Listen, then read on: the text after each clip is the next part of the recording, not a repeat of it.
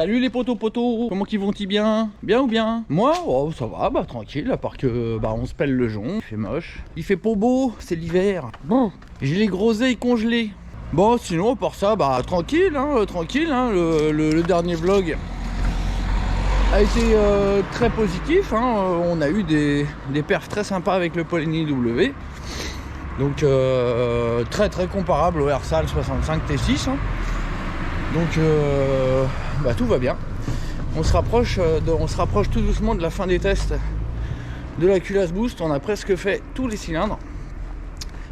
Alors on a juste l'échec du T6 65 dû au fait que l'adaptateur 46 était très mal étudié pour le Ersal.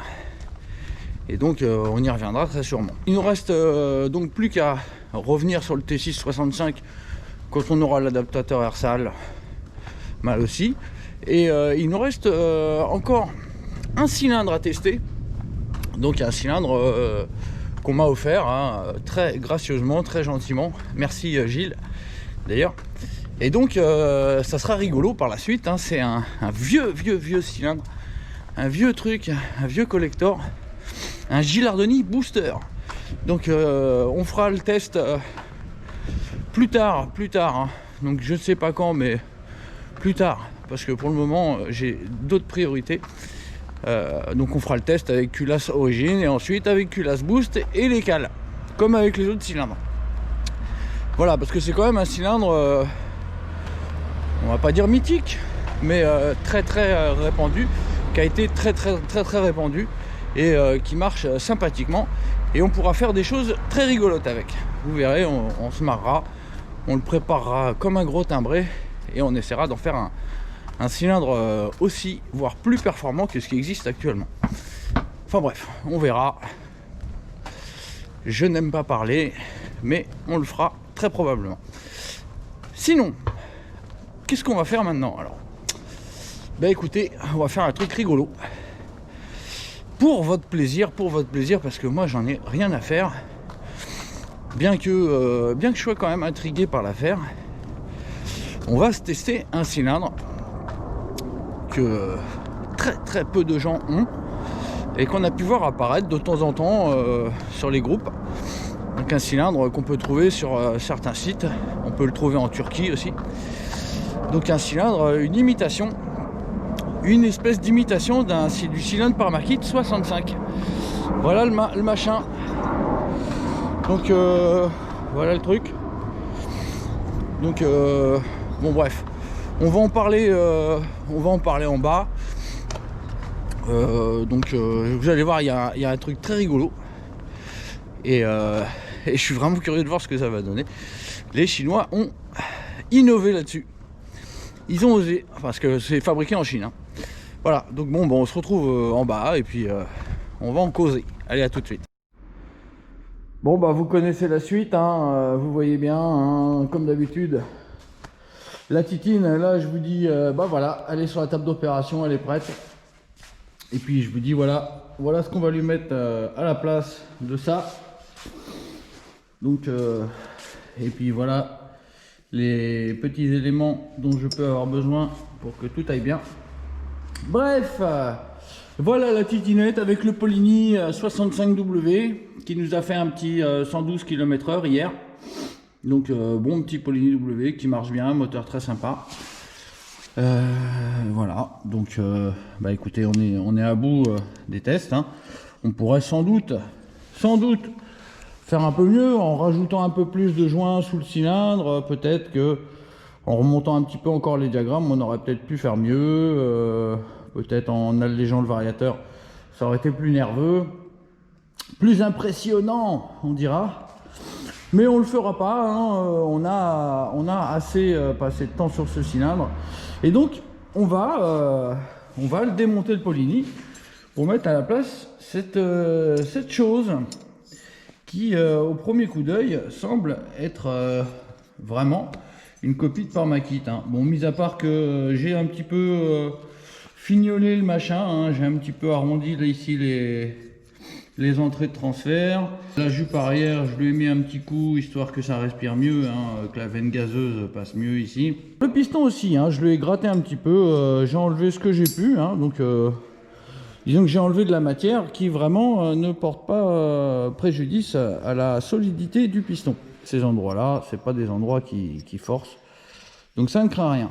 Donc ce piston-là, quand je l'ai eu, quand Seb m'a envoyé le cylindre et le piston, j'ai pesé le piston et très étonné j'ai été en constatant qu'il faisait 68 grammes.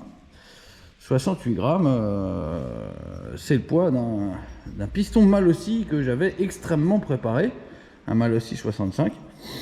Et donc j'étais très étonné que le piston avant préparation fasse 68 grammes. Donc je me suis dit, eh bien écoute, ce que tu vas faire, tu vas le préparer. Donc je l'ai préparé. J'ai enlevé autant de matière que j'ai pu sans pour autant le fragiliser. Je suis arrivé à 61 grammes. Donc là, je suis à 3 grammes d'un piston d'origine. Donc je suis à 3 grammes de pouvoir faire l'expérience de savoir si un 65 avec le piston du même poids qu'un 50 vibre autant qu'un 50. Ou plus, ou moins. Alors moi, ma théorie, hein, c'est que ça va vibrer quasiment pareil qu'un 50. Là, il n'y a que 3 grammes de plus. Donc à mon avis, les vibrations vont être identiques à celles d'un 50. Mis à part le fait que les explosions, étant donné que les explosions vont être un peu plus puissantes, peut-être que le piston va accélérer un petit peu plus fort et il y en aura peut-être un tout petit peu plus. Voilà pour le piston. Donc piston très intéressant qu'on peut trouver à 15 balles sur AliExpress. On peut acheter le cylindre et le piston à 65 je crois et le piston seul à 15. Et donc ce piston seul à 15 €, étant donné son poids, peut être une super alternative au piston Ersal qui fait, je dis bien, 20 grammes, quasiment 20 grammes de plus. 20 grammes de plus. Imaginez à 10 000 tours ce que ça fait 20 grammes qui montent et qui descendent à toute vitesse. Ça crée des grosses vibrations dans la machine. Donc on peut mettre ce piston-là dans un Ersal, a priori. Par contre, il faut mettre une cale de 2 sur le Ersal, parce que le piston est plus haut de 2 mm. Le piston, celui-ci, est plus haut de 2 mm. Donc il faut remonter le cylindre de 2 mm, plus ce qu'on met normalement dedans, pour pas que en dessous, pour pas que le piston dépasse. C'est-à-dire que avec ce piston-là, il faut peut-être mettre une cale de 3 avec un Ersal, hein, pour être pas trop mal. Et après, on se retrouve avec un Ersal qui vibrera pas. Bref, je n'ai pas fini. Ce cylindre, c'est pas évident, il y a beaucoup de choses à dire. Donc déjà, il a un piston qui est très intéressant, mais il y a quelque chose qui est encore plus intéressant, mais vraiment hyper intéressant, je vous dis, alors là, c'est vraiment tip top intéressant.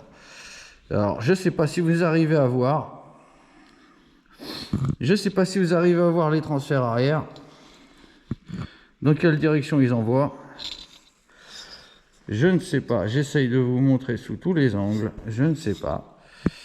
Mais si vous regardez bien, les transferts arrière ne soufflent pas du tout en l'air. Ils soufflent carrément à l'horizontale, directement dans l'échappement. Donc vraiment là, nos amis les Chinois, ils n'ont pas eu l'imagination bridée, hein. Donc là, ils se sont lâchés complètement là. Hein, les transferts arrière qui soufflent direction de l'échappement. Franchement, je n'ai jamais vu ça. Jamais. Je sais pas si vous voyez, mais ils font au moins 1,5 cm de profondeur, le transfert arrière. Et ça souffle droit, quoi, en sortie. Voilà, donc on va monter un cylindre de l'espace. Donc là, moi, à la maison, j'ai fait déjà un pré-montage, hein, sur des carters moteurs. Et avec le montage que je vais utiliser pour la culasse boost, c'est-à-dire je vais lui mettre un joint d'embase de 1,5 et une cale de 1,5 et 2 joints d'embase. Donc un de 0,25 et celui-ci doit faire 0,30, 0,40, je sais pas trop. Et donc on va se retrouver avec des diagrammes de 180, 132. 180, 132. Donc je ne sais pas si vous calculez, si vous connaissez un petit peu. 180, 132, c'est quand même des diagrammes pas mauvais du tout. C'est ce qu'on obtenait en testant le Hersal T6 calé avec la culasse boost. Donc si vous vous rappelez, ça marchait plutôt pas mal. Donc en théorie, avec ce cylindre-là, calé à 180, 132, si on n'avait pas les transferts là qui soufflent tout droit dans l'échappement, théoriquement, ça devrait marcher mieux que le Hersal et mieux que le Polini. En principe, je dis bien. Donc là, on va faire une expérience, on va voir, on va monter ce truc bizarre avec ces transferts arrière très bizarres et on va voir ce que ça donne. Et donc, déjà, on va voir directement comparé au Polini, hein, avec les mêmes réglages exactement, tout réglé pareil. Et éventuellement, ensuite, par la suite, on allégera le variateur pour voir ce qui se passe à haut régime.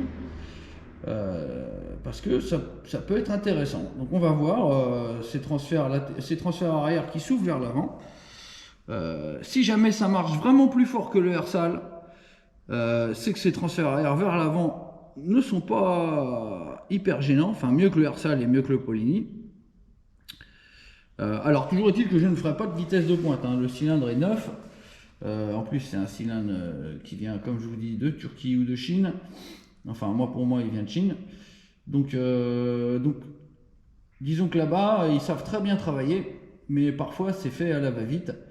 Et c'est quand même, je pense, indispensable de faire un minimum de rodage. Donc là je vais aller faire un tour, je vais le monter. Et puis on va aller faire un tour dans le quartier, je vais lui mettre un petit peu dans le cornet, un tout petit peu dans le cornet. Et puis on va voir ce que ça donne. Et suivant les résultats, je sais pas, il y aura peut-être un épisode 2. On va voir. Toujours est-il que là, pour commencer, il faut déjà que j'enquille le truc sur la mob. Le Parmatoy est monté, le Parmatoy 65, avec son transfert arrière qu'on voit dans l'échappement. Voilà, c'est empilé, et j'ai plus qu'à faire ma petite vérif de squeak. On va vérifier le squeak, donc normalement je dois avoir 1,5 mm et demi. Hein. Donc vous voyez, comme je vous disais, là c'est le piston Météor, hein, c'est le piston qui était monté. Vous devez peut-être voir ce dont je vous parle, hein, sur les bords c'est aplati. Et on a exactement la même calotte, hein. La calotte est exactement pareille dans celui-ci. Donc évidemment je mets exactement le même squish, c'est-à-dire 1,5 mm et demi, ce qui va me donner le même taux de compression, étant donné que c'est la même calotte. Voilà. Donc voilà, allez, je vous pose, je mets mon petit outil. Mon petit titou. Je mets mon petit titou. Je fais monter mon piston. Ça touche.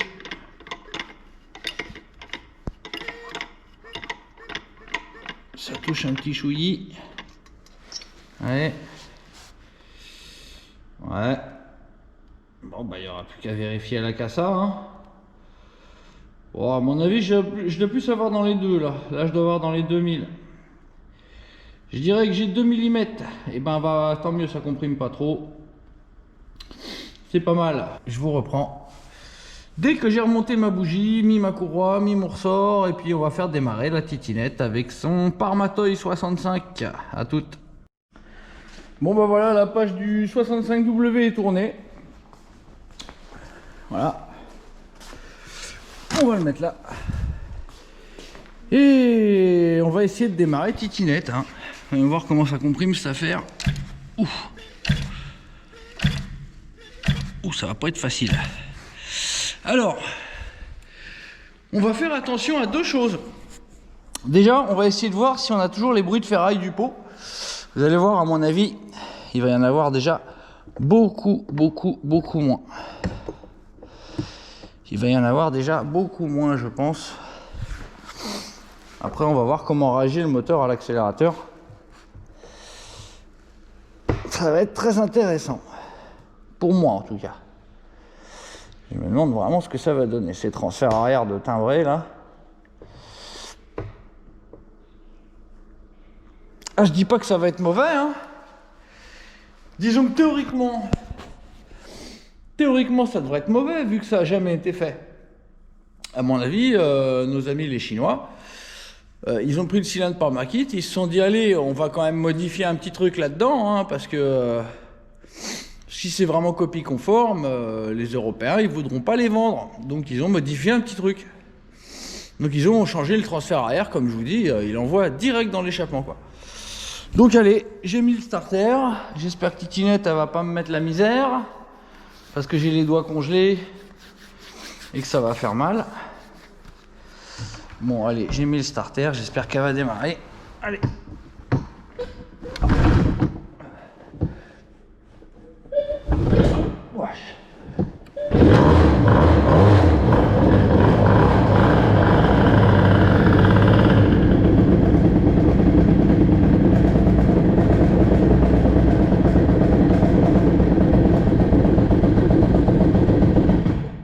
Voilà, je retire le starter. En tout cas, ça fait un bruit qui me plaît.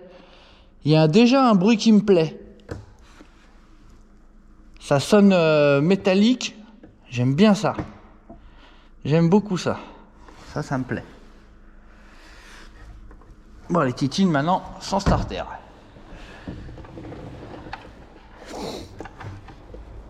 Je suis déjà étonné par la sonorité métallique.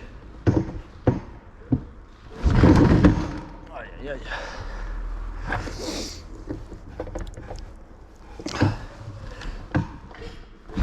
Aïe, aïe, aïe.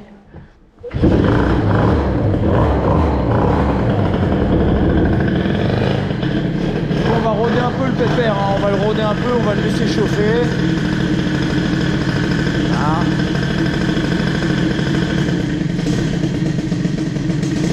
Est-ce qu'il va vouloir tenir le ralenti sans que j'y touche à la vis?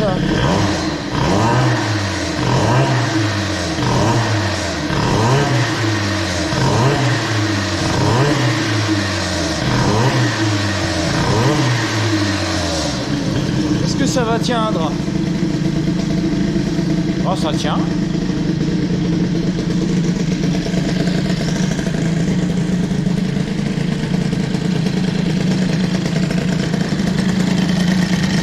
Le Farmatoy 65 en action avec la QS Boost.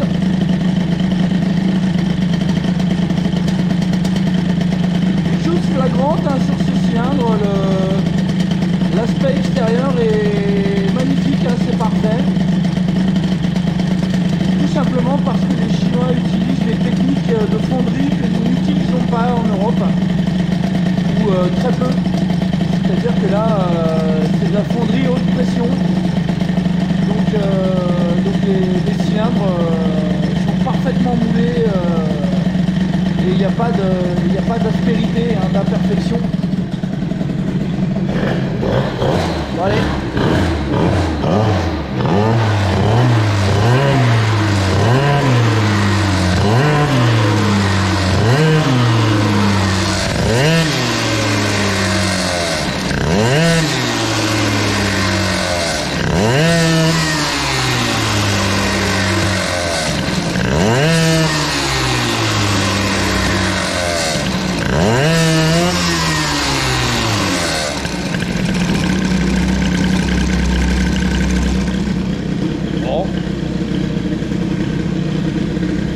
Là, hein, rien de plus impressionnant que ça.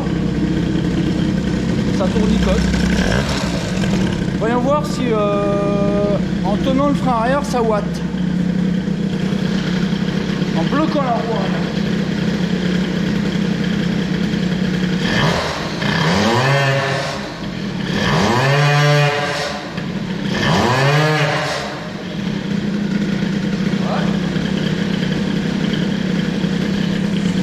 Ça a l'air, hein.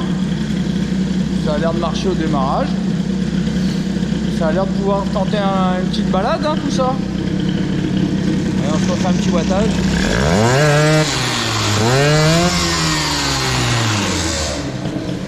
Voilà.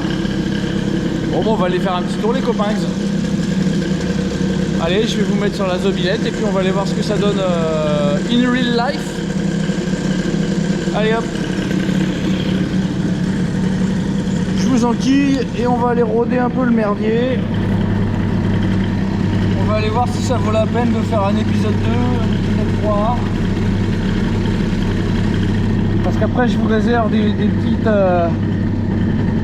petits vlogs super sympas. Après on va refaire de la perf. On va reprendre du régime. On va aller pulvériser ces 10 000 tours. On a marre de prendre que 10 000 là. 10 000 c'est nul. Donc je vais éteindre la bête. Hop, voilà. Bon, en tout cas ça tourne bien. Jusque là ça tourne bien. Allez, rendez-vous sur la mob. On va se faire un petit tour. À tout de suite. Oh là les amis. Donc nous voilà partis pour aller faire un petit test avec la copie par ma kit chinoise que j'ai osé nommer le Parmatoy 65. Excusez-moi, rien de raciste là-dedans, il fallait lui trouver un nom.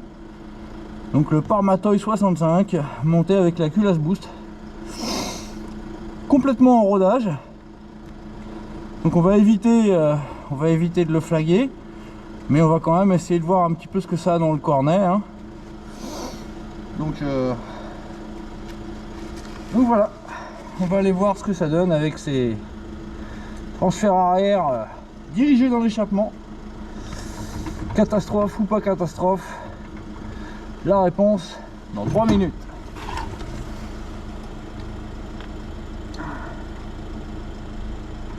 Ah saloperie.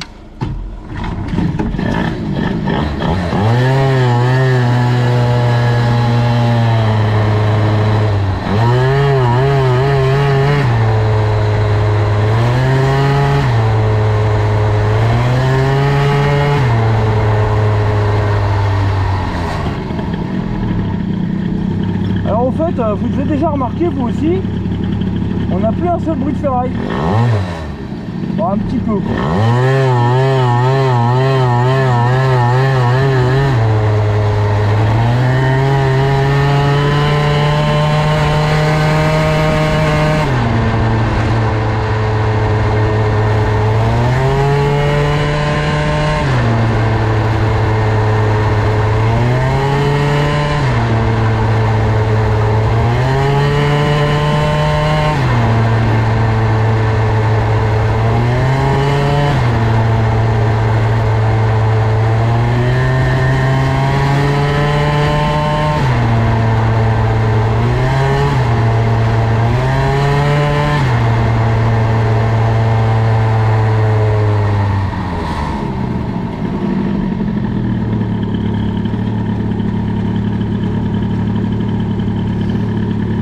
Jusque là rien de formidable hein, je vous dis.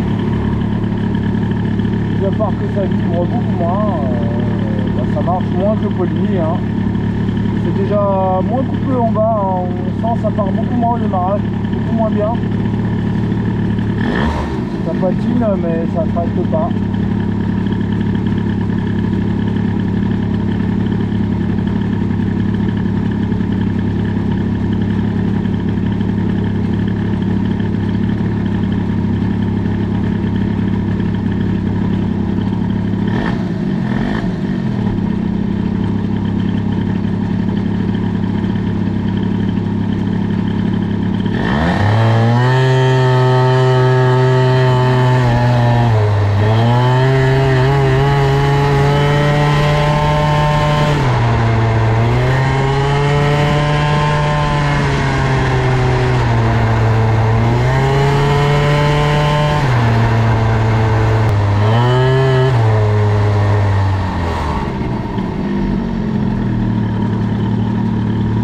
Écoutez, en toute franchise, hein, sans intérêt. Sans intérêt, donc retour au box. Et puis bon, on va faire un débriefage assez négatif sur la chose, hein, parce que c'est pas terrible.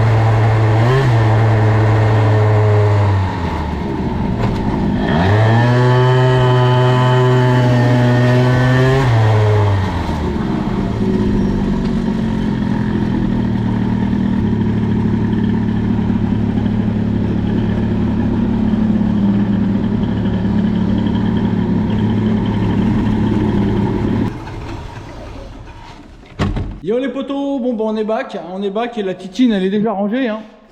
Parce que je sais pas si vous avez vu, mais en arrivant, ma moto elle était pas là. Parce que tout simplement, il y a un voisin qui a voulu me faire une blague et qui me l'avait mis dans un autre box. Super. Donc j'ai rangé vite fait la titine et tout. Mais bon, la conclusion c'est que le kit par ma kit, la copie là, elle est pas top. C'est pas génial, hein. Bon maintenant il faudra pousser les tests. Il faudra alléger le variateur et tout pour voir ce que ça vaut au-dessus de 9000. Apparemment, ça doit aller mieux au-dessus de 9005, 10 000, hein, vu les diagrammes. Normalement, a priori, on devrait pouvoir alléger. Mais en tout cas, bon, c'est pas super concluant pour le moment. Voilà. Mais on va pas pousser plus les tests. C'était surtout pour pouvoir faire les mesures, hein, au cas où quelqu'un veuille monter une culasse boost dessus. Donc voilà pourquoi on me l'a prêté. Voilà, j'ai les mesures. Je sais qu'il faut mettre une cale de 2 en dessous. Et le joint Polini et l'adaptateur Polini. Voilà. Donc ça fonctionne bien. Maintenant faudrait mettre au point la machine.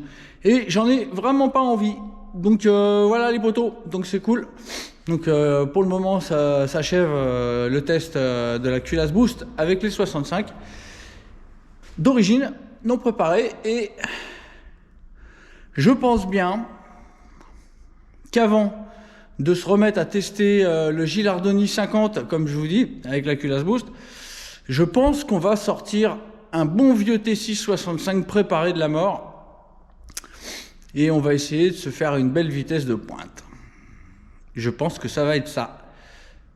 Le prochain épisode, la prochaine phase, la prochaine série, ça va être T6 65 culasse boost VMAX, épisode 1, épisode 2, épisode 3, parce qu'il va y avoir de la mise au point, et il y aura peut-être même du serrage, hein, parce qu'on va aller chercher le maxi d'un T6 65 avec la culasse boost, donc ça risque d'aller très très vite. Voilà les potos, restez connectés, et à bientôt, et merci pour tout, et ciao.